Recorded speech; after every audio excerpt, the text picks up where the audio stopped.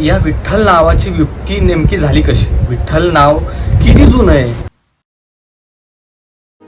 विठ्ठल या महाराष्ट्राचा आराध्य दैवत, गेली हजारो वर्ष हा पंढरीचा विठुराया कर कटेवर ठेवून या महाराष्ट्राचा आधार बांधलाय. पण या विठ्ठलाला अनेक नावांनी संबोधलं जातं. विठोबा, माऊली, पांडुरंग, विठाई.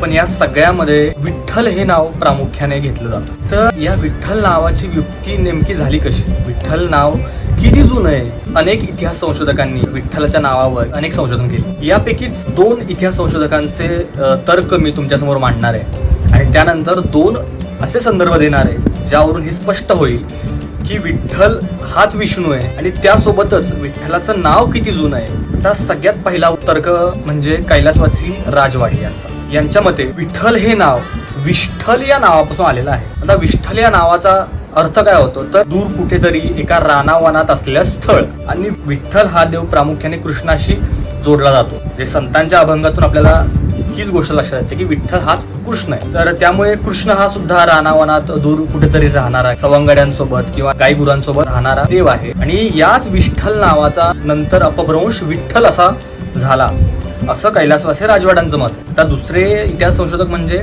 डॉक्टर भांडारकर. डॉक्टर भांडारकरांचा तर्क असा आहे, विष्णू या शब्दाचा कानडी भाषेत अपभ्रंश बिट्टी असा होतो आणि याच बिट्टीवरून या देवाला विठ्ठल असं नाव पडलं असावं असं भांडारकरांचं मत. आता त्याकडे 2 पुरावे असे आहेत ज्यामध्ये आपल्याला समजतं विष्णू या नावाला विठ्ठलाचं नाव जोडलेलं आहे. पहिला पुरावा हा कर्नाटकामध्ये एक शिलालेख आपल्याला सापडला. चालुक्य राजा विक्रमादित्य 6वा याच्या काळातला हा शिलालेख. आता या शिलालेखामध्ये ना रामेश्वर मंदिराला दिलेलं दानांचा उल्लेख आहे. त्यातलं दान देणाऱ्यापैकी एकाचं नाव विष्णू विठ्ठ असं त्या शिलालेखामध्ये आढळतं. आता हा संदर्भ महत्वाचा यासाठी आहे कारण आपल्या भारतामध्ये पहिल्यापासूनच आपण आपल्या मुलांना देवाची नावं देत आलोय. तर अशा प्रकारे विष्णू विठ्ठ हे नाव सुद्धा विठ्ठलाचंच नाव त्या व्यक्तीला दिलेलं आहे हे इथं स्पष्ट होतं. हा शिलालेख कधीचा आहे तर 12व्या शतकात.